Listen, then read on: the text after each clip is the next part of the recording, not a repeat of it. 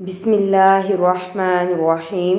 اور اس نے کہا سوار ہو جاؤ، اس میں اللہ کے نام کے ساتھ چلنا ہے اس کا اور ٹھہرنا ہے اس کا، بے شک میرا رب البتہ بہت خوب بخشنے والا نہایت رحم کرنے والا ہے۔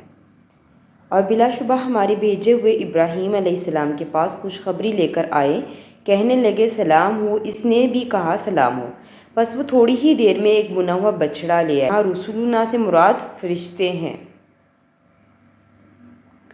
مہمانی 3 دن کی ہوتی ہے، اس کے بعد جو کیا جائے وہ صدقہ ہے۔ پل صراط پر وہی استقامت اختیار کرے گا جو دنیا میں دین پر جم کر رہے گا۔ الف لام را تلک آیات الکتاب المبین۔ الف لام را یہ آیات ہیں واضح کتاب کی۔ جب یوسف علیہ السلام نے اپنے والد سے کہا اے میرے ابا جان، بے شک میں نے خواب میں دیکھا ہے 11 ستاروں کو، سورج اور چاند کو، میں نے انہیں دیکھا مجھے سجدہ کرتے ہوئے۔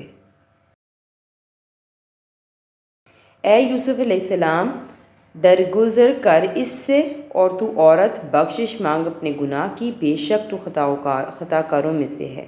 یہ عزیز مصر نے کہا تھا یوسف علیہ السلام سے کہ آپ درگزر کریں۔ خواب صرف مخلص لوگوں کے آگے بیان کرنے چاہیے۔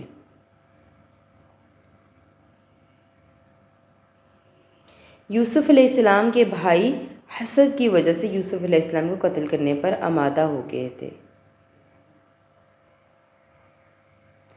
صبر جمیل کرتے وقت اپنے غم کا اظہار اللہ تعالیٰ سے کرنا چاہیے۔